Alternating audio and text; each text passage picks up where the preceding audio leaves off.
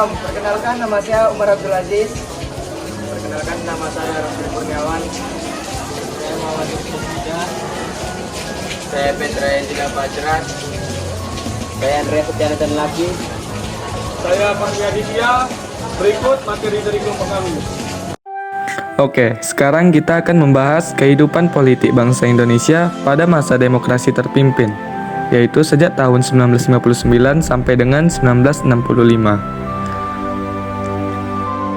Mengapa diterapkan demokrasi terpimpin di Indonesia? Ada beberapa hal yang menelatar belakanginya. Yang pertama, adanya ketidakstabilan kehidupan politik Indonesia pada masa demokrasi liberal, di mana partai-partai politik saling bersaing satu sama lain karena lebih mengutamakan kepentingan kelompok. Yang kedua, gagalnya Dewan Konstituante dalam membuat undang-undang dasar yang baru. Yang ketiga, Presiden Soekarno merasa demokrasi liberal adalah produk impor yang sangat tidak cocok dengan kepribadian bangsa Indonesia. Karena beberapa hal itulah, Presiden Soekarno ingin menggantinya menjadi demokrasi terpimpin dengan tujuan untuk menstabilkan kehidupan politik bangsa Indonesia. Untuk merealisasikannya, pada awal Juli tahun 1959, Presiden Soekarno melakukan pertemuan dengan Ketua DPR, para menteri, pimpinan TNI, anggota Dewan Nasional, dan para tokoh penting lainnya untuk mendiskusikan langkah apa yang harus diambil untuk bangsa Indonesia. Hasil dari pertemuan tersebut, mereka sepakat untuk memberlakukan kembali Undang-Undang Dasar 1945. Lalu, pertemuan dilanjutkan dengan pidato singkat Presiden Soekarno pada tanggal 5 Juli tahun 1959 pukul 17.00 waktu Indonesia Barat, sekaligus dengan mengeluarkan dekret Presiden yang berisikan 3 ketentuan pokok, yaitu yang pertama, pembubaran Dewan Konstituante, diberlakukannya kembali Undang-Undang Dasar 45 sehingga Undang-Undang Dasar sementara 1950 tidak berlaku lagi saat pembentukan Majelis Pemusyawaratan Rakyat sementara dan Dewan Pertimbangan Agung sementara. Dikeluarkannya dekret presiden ini menjadi tanda berakhirnya masa demokrasi liberal dan mulai diberlakukannya demokrasi terpimpin.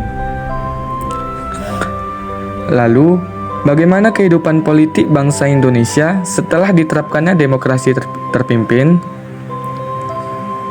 Kehidupan politik pada masa itu tidak lepas dari pelaksanaan demokrasi yang terpusat pada kepemimpinan Presiden Soekarno. Presiden Soekarno seolah menjadi aktor tunggal dalam kehidupan politik bangsa Indonesia. Sekarang kita bahas bagaimana kekuatan kebijakan serta penyimpangan-penyimpangan politik yang terjadi pada masa demokrasi terpimpin. Pada HUT RI tahun 1959, Presiden Soekarno berpidato dengan judul Penemuan Kembali Revolusi Kita. Dalam pidatonya, Presiden Soekarno menyerukan tentang semangat revolusi keadilan sosial serta penyusunan ulang lembaga dan organisasi negara demi revolusi mereka. Kesinambungan pidato ini kemudian dikenal sebagai Manifesto Politik atau disingkat Manifold. Manifold mencakup 5 gagasan penting, yaitu pertama, Undang-Undang Dasar 45, yang kedua, Sosialisme Indonesia, yang ketiga, Demokrasi Terpimpin, yang keempat, Ekonomi Terpimpin, dan yang kelima, Kepribadian Indonesia, yang kemudian disingkat menjadi USDEK, sehingga dikenal dengan istilah Manipol USDEK. Dalam perkembangannya, Manipol USDEK menjadi ideologi resmi pada masa demokrasi terpimpin dan dijadikan sebagai garis-garis besar haluan negara. Sehingga pada masa demokrasi terpimpin, peran partai politik dibatasi dengan cara mengeluarkan peraturan pemerintah nomor 7 tahun 1959 yang berisi partai politik harus menerima dan membela Undang-Undang Dasar 45 serta Pancasila menggunakan cara-cara damai dan demokrasi untuk mewujudkan cita-cita politik. Menerima bantuan luar negeri hanya seizin pemerintah atau partai politik. Setidaknya harus memiliki cabang di 1/4 wilayah Indonesia. Presiden berhak menyelidiki administrasi dan keuangan partai. Presiden berhak membubarkan partai yang teridentifikasi melakukan pemberontakan terhadap pemerintah.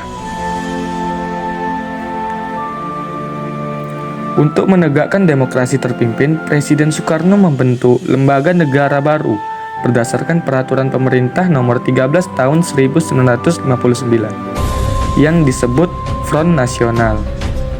Diketuai oleh Presiden Soekarno sendiri dengan tujuan untuk memperjuangkan cita-cita proklamasi dan cita-cita yang terkandung dalam Undang-Undang Dasar 1945.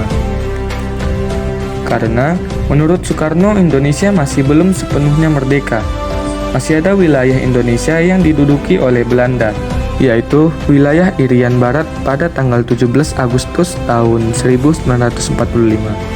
Lalu pada tanggal 17 Agustus tahun 1961, Presiden Soekarno memperkenalkan ajaran Resopim, yaitu singkatan dari Revolusi Sosialisme Indonesia dan Pimpinan Nasional. Tujuan pembentukan Resopim adalah untuk memperkuat kedudukan Presiden Soekarno.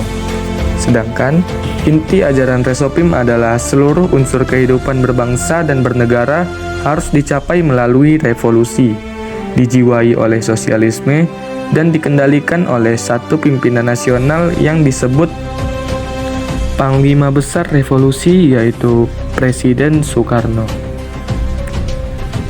Selanjutnya, Presiden Soekarno mengeluarkan gagasan Nasakom yang merupakan kepanjangan dari nasionalisme, agama, dan komunis, dengan tujuan untuk menyatukan 3 pilar kekuatan politik nasional. Pada masa itu, gagasan Nasakom yang dicetuskan Presiden Soekarno dimanfaatkan oleh Partai Komunis Indonesia untuk semakin menguatkan keberadaannya dalam ranah politik di Indonesia.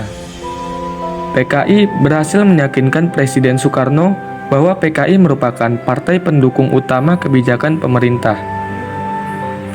Mengetahui hal ini, TNI Angkatan Darat tak tinggal diam. TNI Angkatan Darat memerintahkan pasukan untuk menangkap DN Aidit, ketua PKI, dan melarang penerbitan surat kabar harian rakyat. Printer ini mendapat protes dari Presiden Soekarno. TNI Angkatan Darat diminta untuk mencabut kembali larangannya. Presiden Soekarno juga melarang TNI Angkatan Darat mengambil tindakan apapun terhadap PKI. Perseteruan pun terjadi antara TNI Angkatan Darat, tokoh-tokoh politik, dan Presiden Soekarno. Namun, perseteruan segera diakhiri, mengingat Indonesia saat itu sedang fokus menghadapi konfrontasi dengan Malaysia. Sejauh yang sudah kita bahas tentang kehidupan politik pada masa demokrasi terpimpin ini, banyak sekali ya kebijakan atau sikap pemerintah yang tidak sesuai dengan Pancasila dan Undang-Undang Dasar 1945. Masih banyak lagi loh penyimpangan lainnya, seperti pengangkatan Presiden Soekarno sebagai presiden seumur hidup berdasarkan TAP MPRS nomor 3 tahun 1963. Selain itu, Presiden membentuk Majelis Pemusyawaratan Rakyat Sementara berdasarkan penetapan Presiden nomor 2 tahun 1959. Soekarno mengangkat anggota MPRS dengan syarat setuju dengan manifesto politik yang dicetuskannya. Padahal seharusnya pengangkatan anggota MPRS dilakukan melalui pemilu. Selain itu, anggota MPRS justru tunduk kepada Presiden, di mana seharusnya menurut Undang-Undang Dasar 1945, kedudukan Presiden berada di bawah MPR. Materi selanjutnya adalah pembubaran DPR dan pembentukan DPR GR 5 Maret 1960. Pada tanggal 5 Maret 1960, Presiden Soekarno membubarkan Dewan Perwakilan Rakyat hasil dari pemilu tahun 1955. Presiden kemudian mengeluarkan penetapan Presiden yang menyatakan bahwa DPR dibubarkan dan sebagai gantinya Presiden pembentuk Dewan Perwakilan Rakyat gotong royong. Terdapat sejumlah sebab yang membuat Bung Karno membubarkan DPR hasil pemilu saat itu. Pasca pembubaran DPR itu bermula saat Bung Karno mengeluarkan dekret presiden pada 5 Juli 1959. Dekret ini merupakan keputusan Presiden Soekarno membubarkan lembaga tertinggi negara Konstituante hasil pemilu 1955. Pembubaran itu lantaran lembaga dianggap gagal menghasilkan konstitusi baru untuk menggantikan Undang-Undang Dasar sementara. Selain itu, tugas dan wewenang DPR sama dengan posisi Dewan Perwakilan Rakyat sementara. Secara keseluruhan, karena landasan hukum yang berlaku adalah Undang-Undang Dasar sementara 1950. Dan juga DPR hanya menyetujui 36 miliar rupiah APBN dari 44 miliar rupiah anggaran yang diajukan. Kemudian setelah membubarkan DPR, Insinyur Soekarno mengeluarkan Perpres nomor 4 tahun 1960 tentang susunan Dewan Perwakilan Rakyat gotong royong. Karena bukan hasil dari pemilu, semua anggota DPR GR sebanyak 238 orang ditunjuk oleh Presiden. Peraturan dan tata tertib DPR GR ditentukan oleh Presiden. Akibatnya DPR GR mengikuti kehendak serta kebijakan pemerintah. Tindakan Presiden tersebut bertentangan dengan Undang-Undang tahun 1945 sebab berdasarkan Undang-Undang 1945 Presiden tidak dapat membubarkan DPR. DPR GR bentukan Presiden Soekarno ini bertahan kurang lebih 5 tahun dan menghasilkan 117 undang-undang dan 26 usul pernyataan pendapat. Materi selanjutnya yaitu pembentukan Dewan Pertimbangan Agung Sementara. Dewan Pertimbangan Agung Sementara atau DPAS dibentuk berdasarkan penetapan Presiden nomor 3 tahun 1959. Lembaga tinggi negara ini diketahui oleh Presiden sendiri. Keanggotaan DPAS terdiri dari 1 orang wakil ketua, Ruslan Abdul Ghani, 12 orang wakil partai politik, 8 orang utusan daerah, dan 24 orang wakil golongan. Tugas DPAS adalah memberi jawaban atas pertanyaan Presiden dan mengajukan usul kepada pemerintah. Pelantikan DPAS dilakukan di Istana Negara pada tanggal 15 Agustus 1959. Seperti MPRS dan DPR GR, DPAS menempatkan diri di bawah pemerintah. Alasannya adalah DPAS yang mengusulkan agar pidato Presiden pada Hari Kemerdekaan Republik Indonesia 17 Agustus 1959 yang berjudul Penemuan Kembali Revolusi Kita, yang dikenal dengan Manifesto Politik atau Manipol Republik Indonesia, ditetapkan sebagai GBHN berdasarkan Perpres nomor 1 tahun 1960 dan ketetapan MPRS nomor 1 MPRS 1960. Inti manipol adalah USDEK atau Undang-Undang Dasar 1945, Sosialisme Indonesia, Demokrasi terpimpin, Ekonomi terpimpin, dan Kepribadian Indonesia, sehingga lebih dikenal dengan manipol USDEK. Materi selanjutnya yaitu pembentukan Front Nasional. Pembentukan Front Nasional dasar hukumnya adalah penetapan Presiden nomor 13 tahun 1959. Front Nasional sendiri diketuai oleh Presiden Soekarno. Sementara itu, Sekretaris Jenderal Front Nasional dijabat oleh Soebitjo yang sebelumnya menjadi Menteri Penerangan Republik Indonesia. Latar belakang dibentuknya organisasi Front Nasional karena rasa tidak puas Soekarno terhadap FNPIB. Soekarno menganggap FNPIB paling sedikit minatnya terhadap perjuangan Irian Barat. Front Nasional merupakan sebuah organisasi massa yang memperjuangkan cita-cita proklamasi. Adapun tujuan dari Front Nasional adalah menyatukan segala bentuk potensi nasional untuk menjadi kekuatan dalam menyukseskan pembangunan. Adapun tugasnya ada 3. Yang pertama menyelesaikan revolusi nasional Indonesia. Yang kedua yaitu melaksanakan pembangunan. Dan yang ketiga mengembalikan Irian Barat.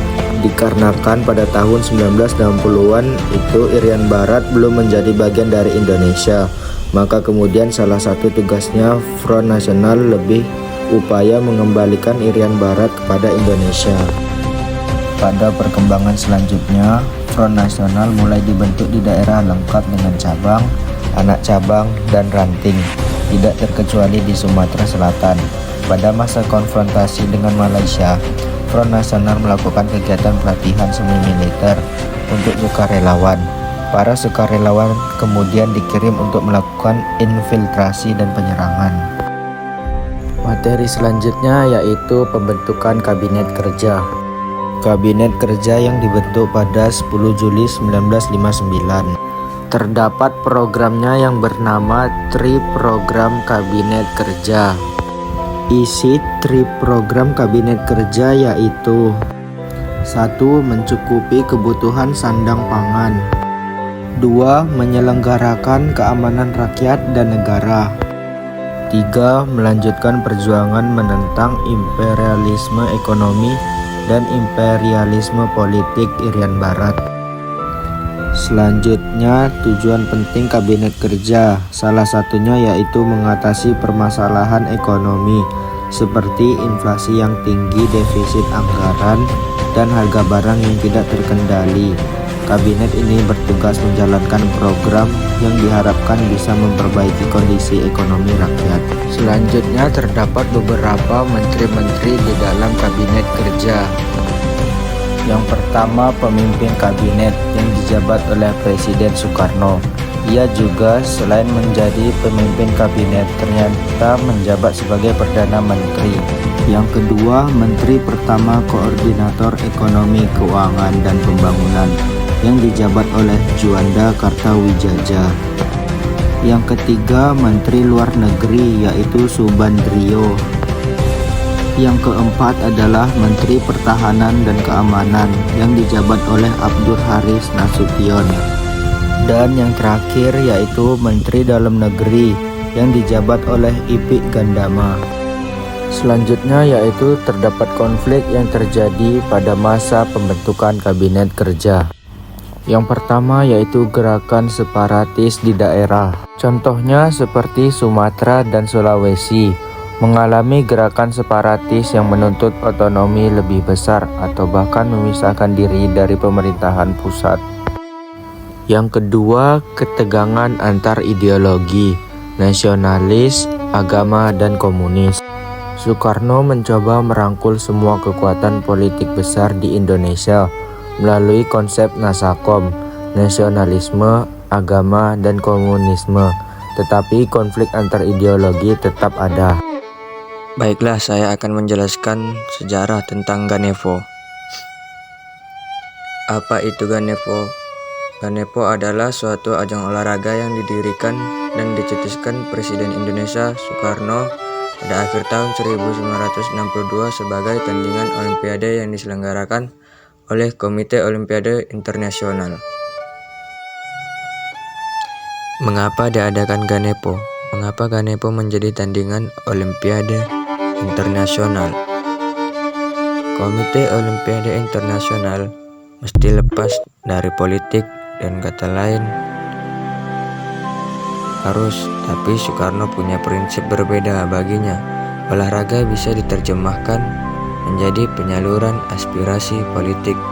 Saat itu, orang-orang di belakang Komite Olimpiade Internasional juga sebenarnya tidak sepenuhnya ekstrak. Dalam konteks Perang Dingin, mereka cenderung pro-barat yang disebut Soekarno sebagai agen neokolonialisme dan imperialisme. Agustus hingga September 1962, Asian Games keempat diselenggarakan di Jakarta. Pada saat itu Indonesia gagal mengeluarkan visa untuk atlet Israel dan nasionalis Cina. Ren Wakil Presiden Federasi Asian Games dari India, Sondi, memprotes Indonesia sebagai tuan rumah karena membiarkan pertimbangan politik untuk merusak Olimpiade. Pada tanggal 7 Februari 1963, atas pelarangan Israel dan Taiwan untuk masukin Indonesia. Komite Olimpiade Internasional atau OSIS mengadakan pertemuan di Lanzhou, Swiss, dan pertemuan itu diputuskan untuk menunda partisipasi Indonesia di ajang Olimpiade Indonesia. Dinilai melanggar peraturan IOC dengan memasukkan pertimbangan-pertimbangan politik dalam pesta olahraga. Keputusan tersebut akan dicabut kecuali Indonesia meminta maaf kepada Saudi dan juga kepada Taiwan dan Israel. Namun Indonesia menolak untuk meminta maaf dan menuduh Presiden IOC dari Amerika, Ralph Brand, sebagai alat yang patriotisme. Beberapa hari usai opsi mengeluarkan keputusan yang mengguncang emosi Republik Indonesia. Soekarno mengumpulkan ide tentang Ganevo atau Games of the New Emerging Force yang merupakan sebuah pesta olahraga yang nantinya akan diikuti kekuatan-kekuatan baru di bawah naungan Distato di luar kekuatan blok barat dan timur. Pada tanggal 13 Februari 1963, Ganevo sebagai bentuk perlawanan terhadap sanksi dari IOC terhadap Indonesia.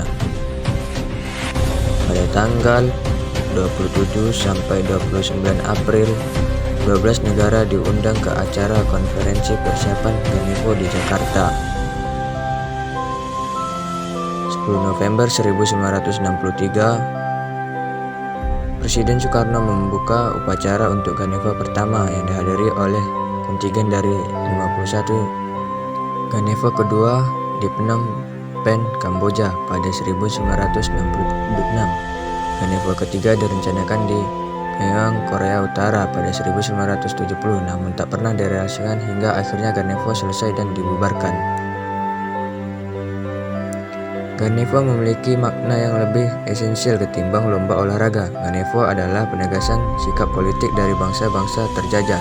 Ganevo menjadi bukti sejarah bahwa Indonesia sebagai pencetus kekuatan baru di tengah kekuatan blok barat dan timur menolak keras imperialisme dan kolonialisme. Selanjutnya yaitu ada politik mercusuar. Proyek mercusuar, politik yang dijalankan dalam periode demokrasi terpimpin pada tahun 1959 sampai 1966 oleh Presiden Insinyur Soekarno, memiliki tujuan agar kemajuan bangsa Indonesia terlihat di mata asing dan menciptakan suatu hubungan persahabatan dengan negara lain. Dampak proyek mercusuar terhadap ekonomi Indonesia. Hubungan antara proyek mercusuar dan kondisi ekonomi Indonesia pada masa itu adalah pembangunan monumen dan gedung-gedung berskala besar. Untuk proyek mercusuar ini menjadikan adanya perusahaan uang negara yang membebani anggaran negara, sehingga kondisi ekonomi semakin berat. Terjadilah krisis rasa kepercayaan masyarakat kepada Presiden Insinyur Soekarno Indonesia. Berikut ada beberapa bangunan megah dari proyek mercusuar. Dibangun dalam jangka waktu 17 bulan, meskipun sempat terhambat oleh peristiwa G30 SPKI. Dibangun di dekat Gelora Bung Karno di Kompleks Senayan. Dikarenakan keadaan politik yang tidak memungkinkan, gedung Ganevo ini pun gagal diwujudkan sehingga beralih menjadi gedung DPR, MPR, DPD, Jakarta. Selanjutnya ada Hotel Indonesia. Hotel ini diresmikan pada tanggal 5 Agustus 1962 oleh Presiden Soekarno dan merupakan hotel berbintang pertama di Indonesia. Pembangunan hotel ini bertujuan untuk menyambut tamu kenegaraan pada ajang Asian Games keempat dan Ganevo yang diselenggarakan di Jakarta. Dirancang oleh arsitek Abel Sorensen dan istrinya Wendy asal Amerika Serikat. Yang ketiga ada Stadion Gelora Bung Karno. Pendirian Gelora Bung Karno yang sebelumnya bernama Gelora Senayan untuk menyambut Asian Games keempat dan Ganevo. Stadion ini dibangun dengan jangka waktu 2,5 tahun dengan sumber pendanaan dari bantuan kredit Uni Soviet senilai 12,5 juta US dollar, merupakan bangunan gelanggang olahraga terbesar di Asia pada masanya. Selanjutnya ada Monumen Nasional. Pembangunan monumen oleh Insinyur Soekarno ini dibuka pada tanggal 12 Juli 1975. Tugu Monas didirikan untuk mengenang perlawanan dan perjuangan rakyat Indonesia terhadap kolonialisme Belanda. Yang kelima yaitu Simpang Susun Semanggi. Jembatan ini diklaim sebagai flyover terbesar se-Asia Tenggara. Pembangunan dimulai pada 1961, kemudian diresmikan pada tahun 1962. Pembangunan bertujuan untuk mengatasi penumpukan transportasi yang terjadi di ibu kota pada Asian Games keempat dan Ganevo. Masyarakat tidak sepenuhnya mendukung pembangunan ini karena mereka beranggapan bahwa pembangunan jembatan Semanggi hanya menghamburkan kas negara. Selanjutnya patung selamat datang. Tujuan pembangunan masih sama dengan yang lainnya untuk bertujuan menyambut tamu Asian Games pada tahun 1962. Terletak di pusat bundaran HI untuk menyambut tamu yang datang dari arah Bandar Udara Kemayoran. Yang terakhir yaitu Masjid Istiqlal. Pembangunan dimulai pada tanggal 24 Agustus 1951 dan rampung pada 22 Februari 1953, menghabiskan dana sebesar 12 juta US dollar atau setara dengan 7 triliun rupiah. Jadi saya akan menjelaskan apa itu kebijakan kesehatan dan kebijakan pendidikan. Yang pertama ada kebijakan kesehatan. Pengertiannya, kebijakan kesehatan adalah keputusan, rencana dan tindakan yang dilakukan untuk mencapai tujuan kesehatan tertentu di dalam suatu masyarakat.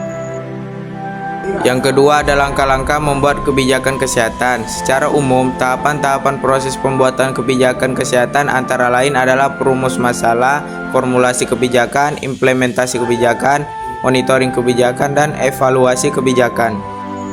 Yang ketiga ada tujuan. Tujuan dari kebijakan kesehatan adalah untuk menyediakan pola pencegahan, pelayanan yang terfokus pada pemeliharaan kesehatan, pengobatan penyakit, dan perlindungan terhadap kaum rentan.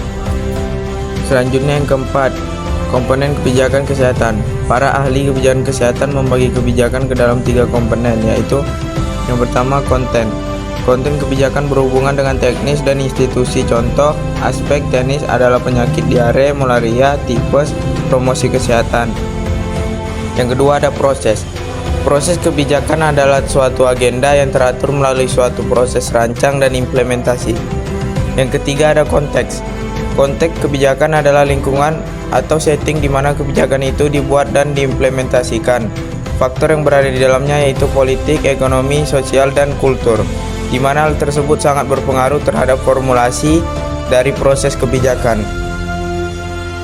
Selanjutnya yang kedua ada kebijakan pendidikan. Pengertiannya, kebijakan pendidikan adalah suatu penilaian terhadap sistem nilai dan faktor-faktor kebutuhan situasional yang dioperasikan dalam sebuah lembaga sebagai perencanaan umum untuk panduan dalam mengambil keputusan agar tujuan pendidikan yang diinginkan bisa dicapai. Selanjutnya ada karakteristik kebijakan pendidikan. Yang pertama, memiliki tujuan pendidikan. Kebijakan pendidikan harus memiliki tujuan pendidikan yang jelas dan terarah untuk memberikan kontribusi pada pendidikan. Yang kedua, memiliki aspek legal formal.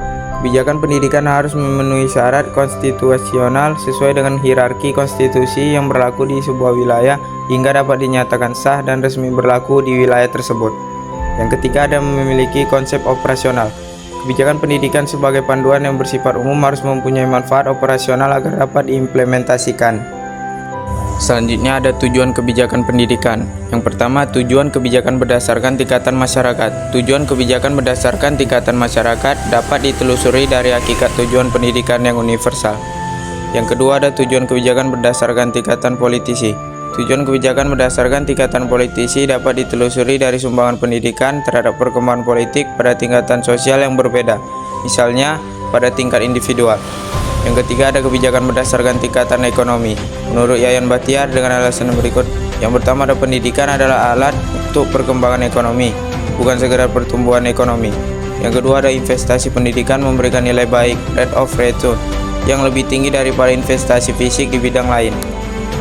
Selanjutnya ada isu-isu kebijakan pendidikan saat ini. Yang pertama tingkat literasi. Kemampuan literasi siswa berdasarkan rapor pendidikan 2023 berada dalam kategori sedang. Yang kedua, kekerasan di satuan pendidikan.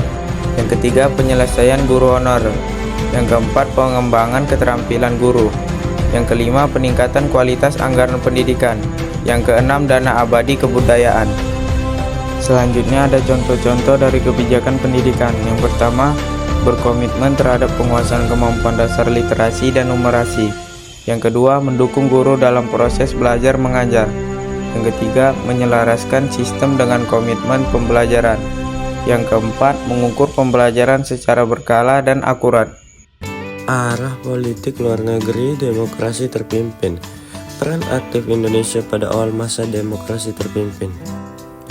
Peran aktif Indonesia pada awal masa demokrasi terpimpin dapat dilihat dari hal-hal sebagai berikut. Yang pertama itu pengiriman pasukan Garuda II ke Kongo untuk bergabung dengan pasukan perdamaian PBB, UNOC yang biasa disebut United Nations Operation for Congo. Yang kedua itu Presiden Soekarno berpidato dalam sidang umum PBB. Pada tanggal 30 September 1960, judul pidato tersebut "To Build Toward a Name" yang menguraikan tentang Pancasila, masalah Irian Barat, kolonialisme, peredaan perang, dingin, dan perbaikan organisasi PBB. 3. Ikut memprakarsai berdirinya PBB. Yang keempat, pada tanggal 24 Agustus sampai 4 September 1962, Indonesia berhasil menyelenggarakan Asian Games 4 di Jakarta. Presiden RI, Presiden Soekarno pun berpidato dalam sidang umum PBB. Tindakan pemerintah yang mengarah ke politik mercusuar mengejar kemegahan di tengah-tengah pergaulan antar bangsa adalah membagi kekuatan politik dunia menjadi dua. Yang pertama itu All Established Force, yaitu ORDEFO, adalah kubu bangsa-bangsa tertindas yang progresif, revolusioner, menentang imperialisme dan neokolonialisme. Oke, yang kedua itu New Emerging Force, yaitu NEVO, adalah kelompok negara-negara berkembang yang anti-imperialis atau kolonialis dan sosialis serta komunis. Indonesia termasuk dalam kelompok NEVO. Pada masa demokrasi terpimpin dijalankan politik mercusuar, Presiden Soekarno berpendapat bahwa Indonesia merupakan mercusuar yang dapat menerangi jalan bagi NEVO. Untuk hal tersebut, kemudian dilaksanakan proyek-proyek besar dan spektakuler yang diharapkan dapat menempatkan Indonesia pada kedudukan terkemuka di kalangan NEVO. Proyek tersebut seperti penyelenggaraan GANEVO, Gamers of the New Emerging Force, yang menelan biaya miliaran rupiah. Untuk penyelenggaraan GANEVO dibangun kompleks olahraga Senayan. Pesta olahraga ini diikuti oleh 48 kontingen.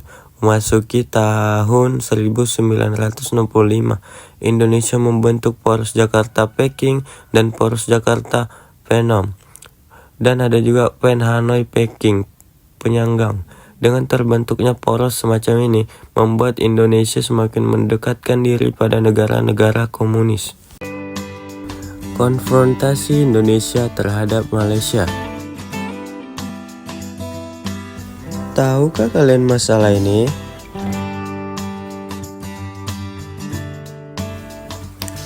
Ini adalah masalah ketika Indonesia mengundurkan diri sebagai anggota PBB pada tanggal 7 Januari 1965 ketika Malaysia dinyatakan menjadi anggota tidak tetap Dewan Keamanan PBB. Indonesia dan Filipina tidak setuju apabila PBB menjadikan Malaysia sebagai anggota tidak tetap Dewan Keamanan PBB. Untuk meredakan ketegangan di antara ketiga belah pihak, diadakan konferensi Mapelindo, konferensi Malaysia, Filipina, dan Indonesia. Alasan Indonesia tidak setuju karena menurut Presiden Soekarno, pembentukan Federasi Malaysia merupakan sebagian rencana dari Inggris untuk mengamankan kekuasaannya di Asia Tenggara.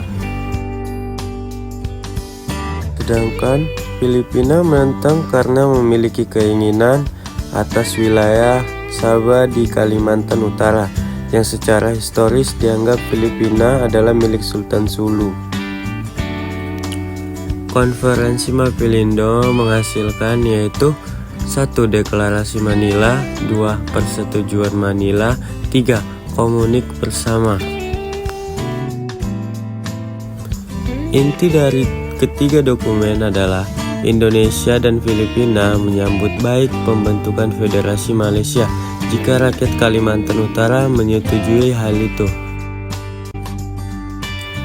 Ketiga negara meminta Sekjen PBB untuk membentuk tim penyelidik sebelum Federasi Malaysia diproklamasikan. Tapi PBB memproklamasikan Federasi Malaysia sebelum PBB menyelesaikan tugasnya dan melaporkan hasil kerjanya. Indonesia menganggap ini adalah sebuah pengkhianatan dari PBB. Ketika tanggal 7 Januari 1965, Malaysia dinyatakan sebagai anggota tidak tetap Dewan Keamanan PBB, dengan spontan Presiden Soekarno menyatakan Indonesia keluar dari PBB. Sejarah Indonesia keluar dari PBB 7 Januari tahun 1965. Apa alasannya? Sejarah Indonesia keluar dari keanggotaan PBB atau yang disebut Perserikatan Bangsa-Bangsa terjadi pada 7 Januari 1965. Hal ini merupakan salah satu keputusan besar dalam sejarah Indonesia waktu itu. Keluarnya Indonesia dari PBB sebenarnya juga memberikan risiko tersendiri bagi Indonesia, termasuk risiko dikucilkannya Indonesia dalam pergaulan internasional. Namun, keluarnya Indonesia dari PBB merupakan salah satu bentuk kekecewaan Indonesia terhadap netralitas dari PBB. Indonesia menganggap keputusan PBB menjadikan Malaysia sebagai anggota Dewan Keamanan merupakan bentuk keberpihakan. Indonesia sendiri masuk sebagai anggota PBB pada tanggal 27 September 1950 dan menjadi anggota PBB yang ke-60. Meskipun Indonesia masuk PBB baru pasca peristiwa KMB, namun kenyataannya PBB memang berperan penting dalam perjuangan kedaulatan Indonesia. Indonesia sendiri keluar dari PBB tepat pada tanggal 7 Januari 1965.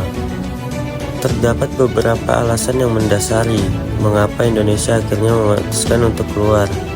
Salah satunya adalah adanya konfrontasi antara Indonesia dan Malaysia.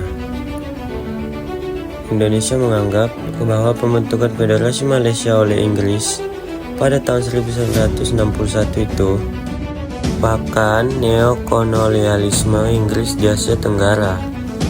Tak hanya itu, Soekarno juga sempat berpidato keras dan menyebut Malaysia sebagai boneka Inggris. Sebagai sebuah bangsa yang menjunjung tinggi anti-kolonialisme, tentu saja Indonesia menantang pembentukan Federasi Malaysia. Sebenarnya terdapat alasan lain dari keluarnya Indonesia dari PBB,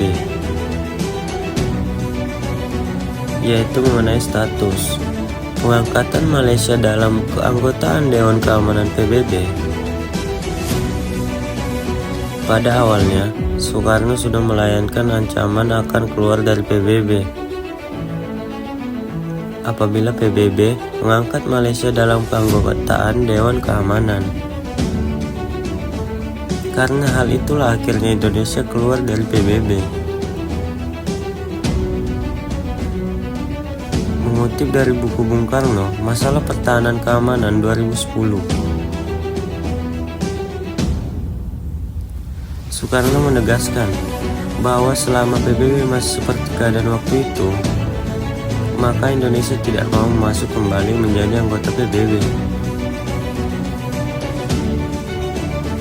Indonesia baru menjadi anggota PBB kembali pada tahun 1966. Ketika terjadi pergantian kekuasaan dari Orde Lama menuju Orde Baru.